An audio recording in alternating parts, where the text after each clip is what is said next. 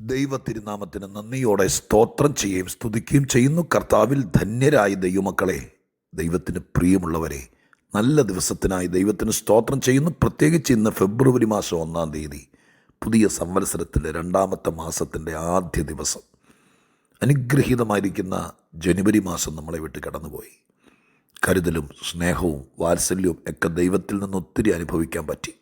മറുഭാഗത്ത് ദുഷ്ടലോകവും പിശാചും അസൂയാലുക്കളായ ആളുകളും ഒരുപാട് വേദനിപ്പിക്കാനും പരിഹസിക്കാനും നിന്ദിക്കാനും ഒതുക്കാനും ഒക്കെ ശ്രമിച്ചെങ്കിലും നമ്മെ കരുതാൻ, കാക്കുവാൻ, സൂക്ഷിപ്പാൻ ദൈവമുള്ളതുകൊണ്ട് ഒരു മാസം കൂടി ജയോത്സവത്തോടെ ദൈവം നമ്മളെ നടത്തിയല്ലോ. അതിനായി ദൈവത്തിന് സ്തോത്രം ചെയ്തുകൊണ്ട് നിങ്ങൾക്കൊരിക്കൽ കൂടി യേശുക്രിസ്തുവിൻ്റെ നാമത്തിൽ അഭിവാദനങ്ങൾ അർപ്പിച്ചുകൊണ്ട്, എൻ്റെ രക്ഷിതാവും കർത്താവും വീണ്ടെടുപ്പുകാരനും എന്നെ ശുശ്രൂഷയിൽ എന്നും എന്നും നിലനിർത്തുന്ന എൻ്റെ കർത്താവിന് സകല മഹത്വവും കരയേറ്റിക്കൊണ്ട്, സ്വർഗത്തിൽ അടങ്ങാത്ത ദൈവത്തെ എൻ്റെ ഹൃദയത്തിൽ പേറി ആ തിരുമുഖത്തേക്ക് നോക്കി ഒരുപാട് സ്തുതിച്ചുകൊണ്ട് ഈ അനുഗ്രഹിക്കപ്പെട്ട മാസാരംഭ ദിവസം നിങ്ങളോട് പറയാൻ ദൈവം എൻ്റെ ഹൃദയത്തിൽ പ്രേരിപ്പിച്ച ആത്മീക ദൂതിലേക്ക് ഞാൻ നിങ്ങളെ ക്ഷണിക്കുകയാണ്. അപ്പോസ്തല പ്രവൃത്തി 22-ാം അധ്യായം 14-15 വാക്യങ്ങൾ ഞാൻ നിങ്ങളെ വായിച്ചു കേൾപ്പിക്കാം. അപ്പോസ്തല പ്രവൃത്തി 22-ാം അധ്യായം 14-15 വാക്യങ്ങൾ. അപ്പോൾ അവൻ എന്നോട്, നമ്മുടെ പിതാക്കന്മാരുടെ ദൈവം നിന്നെ തൻ്റെ ഇഷ്ടമറിവാനും നീതിമാനായവനെ കാണാനും അവൻ്റെ വായിൽ നിന്ന് വചനം കേൾപ്പാനും നിയമിച്ചിരിക്കുന്നു. നീ കാണുകയും കേൾക്കുകയും ചെയ്തതിന് സകല മനുഷ്യർക്കും നീ അവൻ്റെ സാക്ഷിയായിത്തീരും. ഇനി താമസിക്കുന്നത് എന്ത്? 2 വാക്യങ്ങളെ ക്രോഡീകരിച്ച് പറഞ്ഞാൽ ഇങ്ങനെ പറയാം: ദൈവം നിന്നെ നിയമിച്ചിരിക്കുന്നു. ഇനി താമസിക്കുന്നത് എന്ത്? ധന്യനായ പൗലോസ് അപ്പോസ്തലൻ്റെ സാക്ഷ്യം, പൗലോസിനെ ദൈവത്തിങ്കിലേക്ക് വരുത്തിയ വിധം, യഹൂദാ മതത്തിൻ്റെ അതികായകനായി, ദൈവസഭയുടെ നാശകനായി, മഹാപുരോഹിതന്മാരുടെ കണ്ണിലുണ്ണിയായി, സമൂഹമധ്യത്തിൽ ചെറുപ്രായത്തിൽ ഒരു ഹീറോ ആയി, അങ്ങനെ വിലസിയ ശൗൽ എന്ന പൗലോസിനെ നമ്മുടെ കർത്താവ് ദമസ്കോസിൻ്റെ പടിക്കൽ വെച്ച് നേരിട്ട് പിടിക്കുകയായിരുന്നു. ആ സാക്ഷ്യം ഭയങ്കരമാണ്. അപ്പോസ്തല പ്രവൃത്തിയിൽ 3 സ്ഥലങ്ങളിൽ പൗലോസിൻ്റെ സാക്ഷ്യം പ്രതിപാദിക്കുന്നുണ്ട്.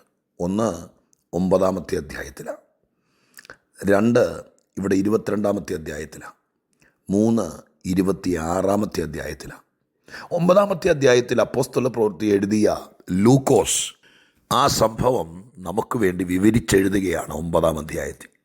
എന്നാൽ ഇവിടെ 22-ാമത്തെ അധ്യായത്തിനകത്ത് പൗലോസിനെതിരെ ഭയങ്കര കയ്യേറ്റവും പ്രതിസന്ധിയൊക്കെ നേരിട്ട സമയം, അവിടെ ഭയങ്കരമായിരിക്കുന്ന പ്രതികൂലങ്ങൾ നേരിട്ട് പട്ടാളം പൗലോസിനെ കോരിയെടുത്ത് രക്ഷിച്ച് ഒരു വിസ്താരത്തിന് വേണ്ടി കൊണ്ടുപോകുന്ന വഴിക്ക് സഹസ്രാധിപനോട് പൗലോസ് ആവശ്യപ്പെടുകയാണ്, എനിക്ക് ചില കാര്യങ്ങൾ പറയാനുണ്ട്. അതിനോട് ബന്ധപ്പെട്ട് ജനസമൂഹം മുഴുവൻ കാത്തു നിൽക്കുമ്പോൾ പുരുഷാരത്തോട്, ജനത്തോട് താനൊരു കുറ്റവാളിയാണ്, എന്തോ നീചമായ കാര്യം ചെയ്തതിന് പിടിക്കപ്പെട്ടവനാണ് എന്നുള്ള ചിന്തയിൽ ബഹുശതം ആളുകളും തെറ്റിദ്ധരിക്കപ്പെട്ട് നിൽക്കുമ്പോൾ താൻ എന്തിനാണ് ഈ കഷ്ടം സഹിക്കുന്നത് എന്ന് തൻ്റെ സാക്ഷ്യത്തിലൂടെ ജനത്തോട് പറയുകയാണ്. 22-ാം അധ്യായത്തിൽ. 26-ാമത്തെ അധ്യായത്തിൽ വിസ്താരവേളയിൽ അഗ്രിപ്പ രാജാവിൻ്റെ മുമ്പിൽ തൻ്റെ സാക്ഷ്യം പറയുകയാണ്. അപ്പോൾ ആരുടെ മുമ്പിലും നമ്മെ ദൈവം രക്ഷിച്ച വിധം, നാം ഈ മാർഗത്തിൽ അടിയുറച്ചു നിൽക്കാനുള്ള കാരണം, അത് ആരോടും പറയാൻ ഏത് സമയത്തും നാം സന്നദ്ധരായിരിക്കണം. അത് ലജ്ജിക്കരുത്. നമുക്കൊരു സാക്ഷ്യം ഉണ്ടാകണം. നാം എന്തുകൊണ്ട് ഇങ്ങനെയായിരിക്കുന്നു, ലോകത്തിൽ നിന്നകന്ന് ഒരു പ്രത്യേക തരത്തിൽ എന്തുകൊണ്ട് ഈ വിധത്തിൽ എന്ന കാര്യത്തെക്കുറിച്ച് നമുക്കൊരു കൃത്യമായ മനോബോധം ഉണ്ടായിരിക്കണം. അതാരോടും എപ്പോഴും എവിടെയും പറയാൻ തയ്യാറായിരിക്കണം. അങ്ങനെ പൗലോസിൻ്റെ സാക്ഷ്യ പ്രസ്താവനയ്ക്കകത്ത് നിന്നാണ് ഇന്ന് നാം ചിന്തിക്കാൻ ദൈവം നമുക്ക് തന്നിരിക്കുന്ന ആത്മീക ദൂത് നാം പങ്കുവെക്കുന്നത്. 14-ാമത്തെ വാക്യത്തിനകത്ത് എഴുതിയിരിക്കുന്നത് ഇപ്രകാരമാണ്: അനന്യാസ് എന്നൊരു പുരുഷൻ പൗലോസിൻ്റെ അടുക്കൽ താൻ കണ്ണുകളുടെ കാഴ്ച നഷ്ടപ്പെട്ട് നേർവീഥി എന്ന സ്ഥലത്ത് അയൂദയുടെ വീട്ടിൽ പ്രാർത്ഥിച്ചിരിക്കുമ്പോൾ അകത്ത് വന്ന് ശരീരത്തിൽ കൈവച്ചിട്ട് പൗലോസിനോട് പറയുന്ന വാക്കുകളാണ്. ആ വാക്കുകളാണ് പറഞ്ഞിരിക്കുന്നത്: ദൈവം നിന്നെ നിയമിച്ചിരിക്കുകയാണ്. നിന്നെ ദൈവമായ കർത്താവ് തട്ടി താഴെ ഇട്ടിട്ട് പ്രതികാരം ചെയ്തതല്ല. ദൈവമായ കർത്താവ് നിന്നെ നിലത്തിട്ടടിച്ച് വാശി തീർത്തതല്ല.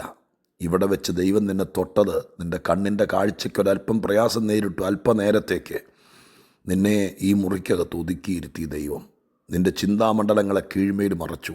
നീ പോന്ന വഴി തടഞ്ഞു. പുതുവഴിയിലേക്ക് ദൈവം നിന്നെ കയറ്റിവിട്ടു. ഇത് ഒരു സ്വാഭാവിക സംഭവമായി കരുതരുത്. ഇതൊരു നിയമനമാണ്, ദൈവിക നിയമനമാണ്. പ്രിയരെ, ഞാനത് പറയുമ്പോൾ നിങ്ങളെ അത് ഓർപ്പിക്കുക. ചില നഷ്ടങ്ങൾ, അപ്രതീക്ഷിതമായിട്ടുണ്ടായ ചില വീഴ്ചകൾ, ചില തകർച്ചകൾ നിനക്ക് വിവരിക്കാൻ പറ്റാതെ വണ്ണം, നിനക്ക് ഗ്രഹിച്ചെടുക്കാൻ പറ്റാതെ വണ്ണം നിൻ്റെ മനോനിരൂപണങ്ങളും നീ മനക്കോട്ട കെട്ടി അതികായവനെ പോലെ ഓടിക്കൊണ്ടിരുന്നപ്പോൾ സർവശക്തൻ നിന്നെ തൊട്ടതും നിൻ്റെ വാഹനമൃഗത്തിൽ നിന്ന് താഴെ പോയതും ഇന്ന് നീ ആയിരിക്കുന്ന അവസ്ഥയിൽ ഒതുങ്ങിയതുമെല്ലാം ഞാൻ ദൈവത്തിൻ്റെ വെളിപ്പാടിൽ നിങ്ങളുടെ കാതിൽ പറയുക. പിശാചും സാത്താനൊന്നും ആയിരിക്കില്ലെന്ന്. ദൈവം നിങ്ങളെ എന്തിനോ വേണ്ടി നിയമിച്ചു എന്നതിൻ്റെ സിഗ്നലാണത്. അങ്ങനെ വിശ്വസിക്കാൻ പറ്റുമോ? സ്വർഗം നിങ്ങളെ എന്തിനോ നിയമിച്ചിരിക്കുക. ദൈവത്തിന് നിന്നെ കിട്ടണമെങ്കിൽ ഇങ്ങനെ ഒരു പിടുത്തം പിടിച്ചെങ്കിലേ പറ്റുമായിരുന്നുള്ളൂ. നിയമനം, ദൈവിക നിയമനം, അപ്പോയിൻമെൻ്റ് ഓർഡർ കൈപ്പറ്റ്. ദൈവം നിന്നെ കണ്ടു, ദൈവം നിന്നെ വേർതിരിച്ചു, ദൈവം നിന്നെ സ്നേഹിച്ചു, ദൈവം ദൈവത്തിൻ്റേതാക്കി. ഇനി നീ പുറകോട്ട് പോകരുത്. അനന്യാസ് വന്ന് ശൗലിൻ്റെ അടുക്കൽ, പൗലോസിൻ്റെ അടുക്കൽ പറഞ്ഞതുപോലെ ഞാൻ ഈ മീഡിയയിലൂടെ നിങ്ങളുടെ കാതിൽ പറയുക, സ്വർഗം നിന്നെ നിയമിച്ചിരിക്കുന്നു. ഇനി നീ സംശയിക്കരുത്. ഇനി നീ പുറകോട്ട് പോകരുത്. ഇനി നീ അമാന്തിക്കരുത്. ഇനി നീ അന്യനെ പോലെ മാറി നിൽക്കരുത്. പ്രശ്നങ്ങൾ എന്തുമാകട്ടെ, പൊതുജനം നോക്കുമ്പോൾ അവൻ തീർന്നു, എല്ലാവരും നിന്നെ ഇട്ടിട്ട് പോയി, നിനക്കെന്തോ അവയവത്തിന് കേടുവന്നു. അന്ന് പൗലോസിൻ്റെ കണ്ണിനാണ് കേട്. നിൻ്റെ ജീവിതത്തിൽ ഏതോ അവയവത്തിന് കേടുവന്നു. അത് നിൻ്റെ തകർച്ചയ്ക്കല്ല, എന്നേക്കുമല്ല. നിന്നെ ദൈവത്തിന് കിട്ടാൻ വേണ്ടി മാത്രം ദൈവം ആ കണ്ണിലൊന്ന് തൊട്ടതുപോലെ നിൻ്റെ ശരീരത്തിൽ എവിടെയൊന്ന് തൊട്ടുന്നുള്ളൂ. ദൈവം അത് മാറ്റിത്തരും. നീ നിയമനം അംഗീകരിച്ചാൽ മതി. എൻ്റെ ദൈവം എന്നെ പിടിച്ചു, എൻ്റെ ദൈവം എന്നെ തൊട്ടു, എൻ്റെ ദൈവം എന്നെ അവൻ്റേതാക്കി മാറ്റി എന്ന് നീ വിശ്വസിച്ചാൽ മതി. ദൈവമായ കർത്താവ് നിന്നെ തൊട്ടു, നിന്നെ ദൈവമായ കർത്താവ് കണ്ടു എന്ന് നീ ഗ്രഹിച്ചാൽ, ആ നിയമനം നീ കൈപ്പറ്റിയാൽ ദൈവമായ കർത്താവ് ഇപ്പോഴത്തെ കേടും കെടുതിയെല്ലാം മാറ്റും. 15-ാമത്തെ വാക്യം എന്തിനാ ചേർത്ത് വായിച്ചേ? 15-ാമത്തെ വാക്യം അനന്യാസ് പൗലോസിനെ നിർബന്ധിക്കുക, നിയമനം കിട്ടിയവനെ നിർബന്ധിക്കുക. ഇനി താമസിക്കുന്നത് എന്ത്? ഞാൻ നിങ്ങളോട് പറയാം, ഇനി വെച്ച് താമസിപ്പിക്കരുത്. നിയമനം കിട്ടി. 2025 ഫെബ്രുവരി മാസം 1-ാം തീയതി ഓർത്തിരിക്കാൻ എളുപ്പമുള്ള ദിവസം വേണമെങ്കിലൊന്ന് സമർപ്പിച്ചോ. ഈ ദൂത് കേട്ടതിന് ശേഷം ഡെഡിക്കേറ്റ് ചെയ്ത് ദൈവത്തിൻ്റെ പാദപീഠത്തിൽ പ്രാർത്ഥിച്ചോ. ഇനി ഞാൻ താമസിക്കില്ല. ഞാനൊരു തീരുമാനമെടുക്കുകയാണ്. ദൈവം നിന്നെ നിർബന്ധിക്കുന്നു. ദൈവത്തിൻ്റെ പരിശുദ്ധാത്മാവ് നിന്നെ നിർബന്ധിക്കുന്നു. സ്വർഗസ്ഥനായ ദൈവം നിന്നെ കണ്ടിരിക്കുന്നതിന് വേണ്ടി നിന്നെ വേർതിരിക്കുന്നു.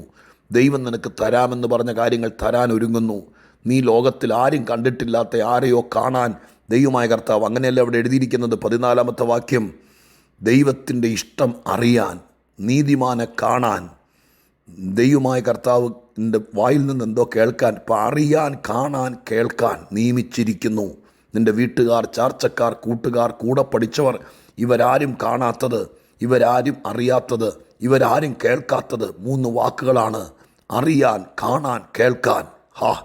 യേശുവിൻ്റെ നാമത്തിൽ ഞാൻ പരിശുദ്ധാത്മാവിൽ പറയുന്നു, ഫെബ്രുവരി മാസത്തിൽ എൻ്റെ പ്രിയ കൂടപ്പറപ്പേ, എൻ്റെ സഹോദരി, ഞാൻ ആത്മാവിൽ പറയാം, നിൻ്റെ നിയമനം നീ അംഗീകരിക്ക്, നിൻ്റെ നിയമനം നീ സ്വീകരിക്ക്. പഴയ ആളായി ജീവിക്കാതിരിക്ക്. സ്വർഗം നിന്നെ ചിലത് കാണിക്കാൻ പോകുക, ദൈവം നിന്നെ ചിലത് അറിയിക്കാൻ പോകുക, നീ ചില നല്ല കാര്യങ്ങൾ കേൾക്കാൻ പോകുക. ഈ മാസാവസാനത്തിന് മുമ്പ് നിൻ്റെ കാതുകളിൽ അവൻ ചിലത് കേൾപ്പിക്കും, അവൻ ചിലത് നിന്നെ കാണിക്കും, നീ ചിലത് അറിയും. അതുകൊണ്ട് ഇനി താമസിക്കരുത്. പരിശുദ്ധാത്മാവ് നിന്നെ നടത്തട്ടെ. ദൈവത്തോട് ചോദിക്ക്, ഞാൻ ഒട്ടും താമസിക്കില്ല, ഇന്ന് തന്നെ അങ്ങ് പറയുന്നത് പോലെ ചെയ്യാം. എഴുന്നേക്ക്, ചുരുണ്ടുകൂടി ഇരിക്കാതിരിക്കുക. നിൻ്റെ മനസ്സിൽ ദൈവം ബോധിപ്പിച്ച കാര്യം ചുമ്മാ വെച്ച് നീയായിട്ട് താമസിപ്പിക്കാതിരിക്കുക. വേഗത്തിൽ എഴുന്നേറ്റ് നിനക്ക് ചെയ്യാനുള്ളത് ചെയ്യുക. മുമ്പോട്ട് പോ.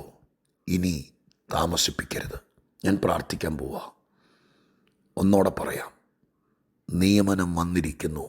ഇനി താമസിക്കുന്നതെന്ത്? താമസിക്കരുത്. വേഗത്തിൽ ദൈവപ്രവർത്തികൾ ആരംഭിക്കട്ടെ. ദൈവം നിന്നെ എന്തോ വലിയ കാര്യം കാണിക്കാൻ പോവാ.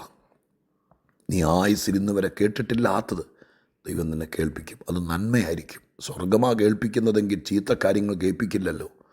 ദൈവം നിന്നെ ഇന്ന് വരെ കാണാത്ത ആരെയോ കാണിക്കാൻ പോവാ. യേശുവിൻ്റെ നാമത്തിൽ ദൈവം നിൻ്റെ മുമ്പിൽ അത് കാണിക്കും, കേൾപ്പിക്കും, അറിയിക്കും. അതിനായി നമുക്ക് ദൈവത്തോട് പ്രാർത്ഥിക്കാം. ഇനി താമസിക്കരുത്. പ്രാർത്ഥിക്ക്, കൽപ്പനകളനുസരിക്ക്, ദൈവത്തെ വിശ്വസിക്ക്, മുന്നോട്ട് പോ. ദൈവം പ്രവർത്തിക്കട്ടെ. ചെങ്കടൽ തീരത്ത് നിൽക്കുന്നത് പോലെ അറച്ചും പകച്ചും പേടിച്ചും നിൽക്കരുത്. വടിയെടുത്ത് നീട്ട്, മുന്നോട്ട് പോ. ഇനി താമസിക്കരുത്. പ്രാർത്ഥിക്കാം. പരിശുദ്ധ ദൈവമേ, ഞങ്ങളുടെ സ്വർഗീയ പിതാവേ, നല്ല സുന്ദരമായിരിക്കുന്നൊരു പുതിയ മാസം ആരംഭിക്കുകയാണല്ലോ. ഇന്ന് ദൈവം ഞങ്ങളോട് പറഞ്ഞ ദൈവത്തിൻ്റെ വചനത്തിനായി സ്തോത്രം. നാഥ, എന്തോ വലിയ കാര്യത്തിന് ഞങ്ങളെ നിയമിച്ചു എന്ന മനോബോധം ഞങ്ങളെ ഉറപ്പിക്കുക. ഇത് കേൾക്കുന്ന ആയിരക്കണക്കിന് ആളുകളെ ഹല്ലേലൂയ, യേശുവിൻ്റെ നാമത്തിൽ നിയമനം വന്നു. കർത്താവ് ഞങ്ങളെ ഉപയോഗിക്കും. ഞങ്ങൾ നിമിത്തം ചിലർ രക്ഷപ്പെടും. ഞങ്ങൾ ജയിക്കും. ഞങ്ങൾ കടമ്പകൾ കടക്കും. ഞങ്ങളുടെ കുഞ്ഞുങ്ങളുടെ കാര്യം സാധിക്കും. ഞങ്ങൾ കാത്തിരിക്കുന്നത് കാണും. ഞങ്ങളുടെ കാതിൽ കേൾക്കും. ദൈവം ഞങ്ങളെ അറിയിക്കും. മറഞ്ഞിരിക്കുന്നത്, ഞങ്ങൾക്ക് മനസ്സിലാകാത്തത് യേശുവിൻ്റെ നാമത്തിൽ അതിന് ദൈവം നിയമനം തന്നിരിക്കുന്നു. 1-ാം തീയതി ഇനി താമസിക്കാനിടയാകാതെ വണ്ണം, സംശയിക്കാനിടയാകാതെ വണ്ണം ജയത്തോടെ മുന്നോട്ട് പോകാൻ അനുവദിക്കണമെന്ന് പ്രാർത്ഥിക്കുന്നു. സ്വർഗം അത് ചെയ്തിരിക്കുക. സ്തോത്രം, മഹത്വം അങ്ങയ്ക്ക്. ഇത് കേട്ടവർ ദൈവത്താൽ അനുഗ്രഹിക്കപ്പെടട്ടെ. നിയമനം കിട്ടിയവർ ഇനി താമസിക്കാൻ ദൈവം സമ്മതിക്കരുത്. യേശുവിൻ നാമത്തിൽ പ്രാർത്ഥിക്കുന്നു. കേൾക്കണമേ സ്വർഗീയ പിതാവാം ദൈവമേ. ആമേൻ.